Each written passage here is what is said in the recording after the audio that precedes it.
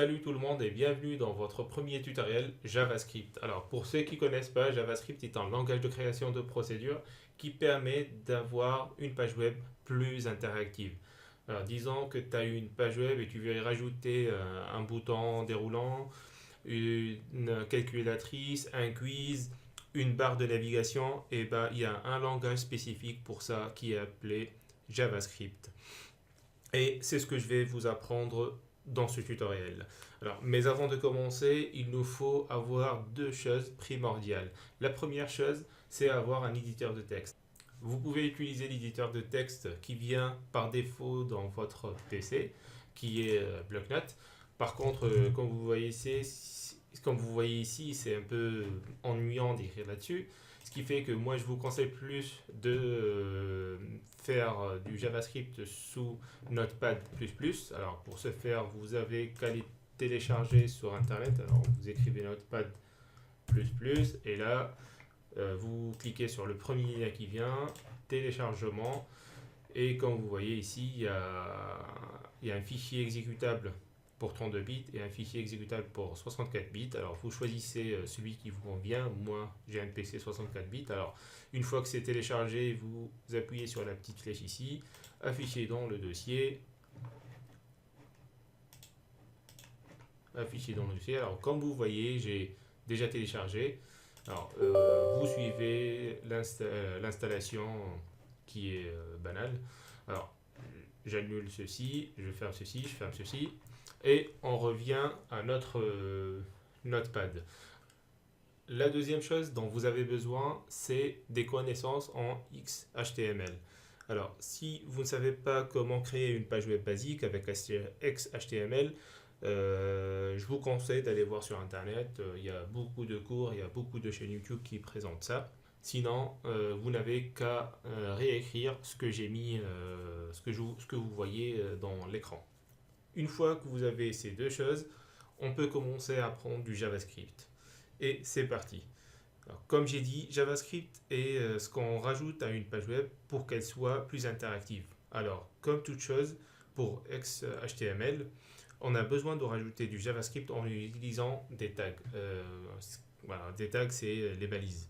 Et la balise qu'on utilise pour JavaScript, elle est appelée tout simplement script. Sinon, il y a plusieurs types de scripts. À part le JavaScript, il y a peut-être 50 types de scripts. Et quand notre navigateur rencontre ce code, il faut qu'on lui dise explicitement qu'on va écrire avec du JavaScript. Et pour ce faire, il y a un attribut qui est nommé type. Et là, on dit c'est égal à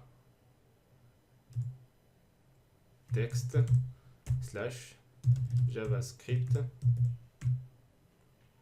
On ferme ça, on ferme notre balise et on vient fermer toute cette balise en mettant slash script.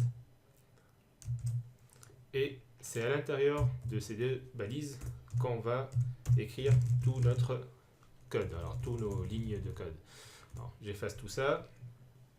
Pour commencer, on va écrire un code très simple, une ligne de code, pour vérifier que notre navigateur comprend bien le JavaScript. Alors, écrivez ce que je vais écrire, document.write, mais entre parenthèses et un point virgule, et là, vous écrivez ce que vous voulez. Moi, je vais écrire bonjour JavaScript, et j'enregistre. Alors, sur Notepad++, si vous venez de créer une nouvelle page, alors vous cliquez ici sur Nouveau. Sinon, une fois que c'est fait et que vous avez tapé tout ça, vous faites Fichier, Enregistrer sous, et vous enregistrez votre page HTML là où vous voulez. Moi, je l'ai nommé JavaScript, et vous n'oubliez pas .html.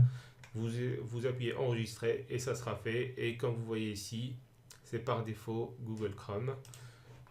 Là, vous enregistrez, vous allez et vous faites double-clic sur votre page web. Et comme vous voyez, il n'y a rien qui s'est passé parce que je me suis trompé. Alors, ici, il y a un R au lieu d'un T. Et là, c'est fait. Alors, j'enregistre, j'actualise et comme vous le voyez, le navigateur, il me sort bonjour JavaScript. Alors, je sais que vous ne savez pas ce que c'est ce document, ce que c'est ce write, pourquoi on ne le met pas entre parenthèses, pourquoi on met des guillemets, pourquoi on met un point de virgule. Ce que je veux faire, c'est m'assurer que votre navigateur, il comprend bien le langage JavaScript. Alors, comme vous le voyez, vu que moi j'ai bonjour JavaScript, ça veut dire que mon navigateur, il fonctionne très bien. Et si vous êtes à l'école ou quelque chose comme ça et que vous avez ce type de message, c'est que par exemple on a bloqué le site YouTube dans votre école, le site Facebook, et ce qu'ils font généralement, c'est qu'ils bloquent JavaScript et vous avez ce genre de message. Par contre, si vous n'avez pas ceci, ça veut dire qu'il y a une erreur qui s'est passée et il faut régler ceci. Alors, je vais rajouter aussi un autre truc, c'est que dans les anciens navigateurs, quand ils ont commencé à créer Internet et les premières pages web, beaucoup de navigateurs ils ne comprennent pas le langage JavaScript. Et leur seul but est de comprendre une simple page HTML basique. Et si jamais ils rencontrent ce genre de code, ils vont dire mais qu'est-ce que c'est que ça. Je vais écrire tout ça. Et vous allez avoir tout ce document write bonjour, tout ça écrit dans le navigateur. Et si vous voulez éviter ceci, il y a une manière pour l'éviter en rajoutant une vérification de secours pour les vieilles machines. Parce que, comme vous le savez, quand vous écrivez un code, vous ne savez pas et vous ne connaissez pas votre audience. Alors, vous ne savez pas si celui qui va utiliser votre site, il a une vieille machine ou pas. Alors, pour ce faire, c'est simple. Vous faites signe inférieur, point d'exclamation, double tiret, et à la fin, vous faites double slash, double tiret, et ce qu'il va faire, c'est qu'il va penser que tout ça, c'est un commentaire, et vu que c'est un commentaire, alors il va pas le lancer.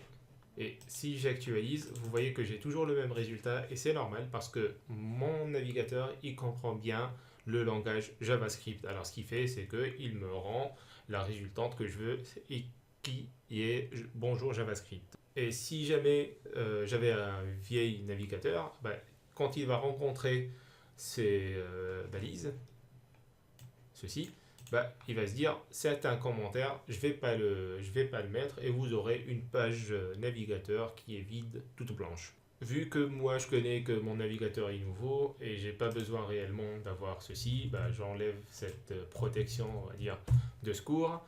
Par contre, si vous savez que vous en avez besoin, c'est une bonne pratique que vous pouvez utiliser. Alors, vous faites enregistrer et j'actualise ma page web et j'ai toujours le même résultat. C'est tout ce que j'ai besoin de vous montrer pour ce tuto. Pour la prochaine vidéo, on parlera de commentaires et de variables. Assurez-vous que JavaScript fonctionne très bien avec votre navigateur et on se voit dans la prochaine vidéo. Merci d'avoir regardé la vidéo. N'oubliez pas de vous abonner et à la prochaine. Au revoir.